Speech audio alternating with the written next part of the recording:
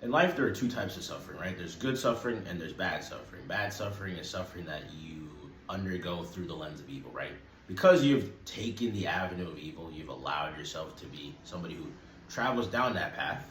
And as you travel down that path, you encounter all sorts of iniquities that cause you to stumble, therefore allow you to be traumatized, right?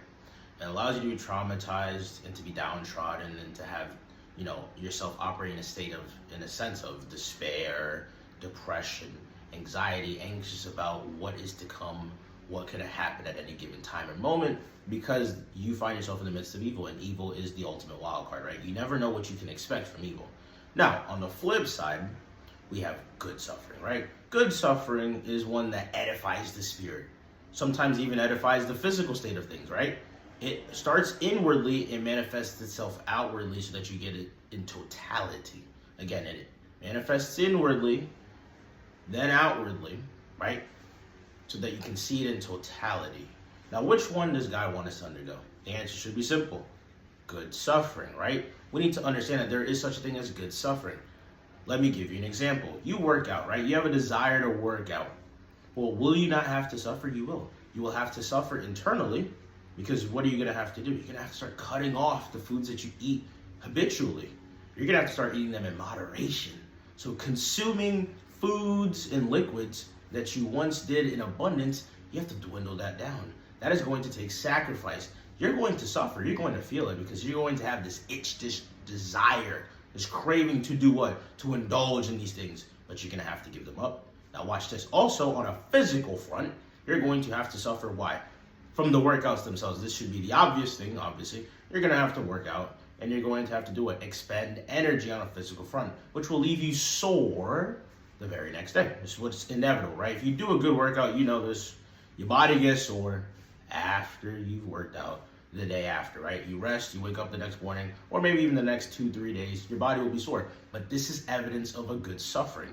Yes, you are sore, but you're inching that much more closer to your goal.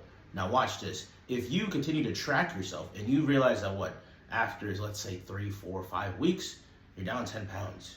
You see how, although you suffered, see how you have this intrinsic motivation to continue? Why? Because you've seen the evidence of your suffering pan out for good. Bring this back to God. This is why God wants you to suffer through the righteousness, through His righteousness, right? Suffer through His pathway. Why? Because you sticking to the path, despite the suffering, will help you see what?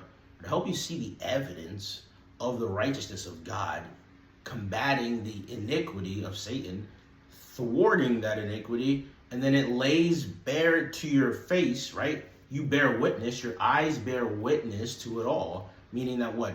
That hope that you had, that is the reason why you suffered in the first place, it starts to increase. Hope starts to increase, hope starts to increase, motivation starts to increase. Now, when hope and motivation start to increase, the suffering is more what? Willful. See how that works? You're more willing to suffer. Why? Because you see that what? Every time I do suffer for the sake of Christ, increased hope in Him, increased hope in Him, right? Evil starts to diminish, it starts to go down, righteousness starts to go up, and there's more what? There's more evidence to your suffering the more you do this. The more you stick to God, the more you see His righteousness prevail in the midst of evil, the more confidence you have, the more hope you place in Him, and the more you're willing to suffer. Just like the person who works out, right?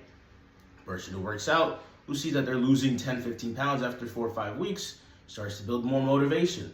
They start to feel more, excited, and they have more of a will to do what? To continue working out. So this is why God wants us to suffer. Simply because His grace, His righteousness is clearly perceivable through the evils that try to plague you, right? By teaming up, by collaborating with God, right? By abiding in Him and Him in you, you allow yourself to bear witness in faith, by faith, to His righteousness, thwarting the evil, which will allow you to do what? Allow you to have more confidence, more hope, and in turn will give you the strength to continue suffering in Him for His sake.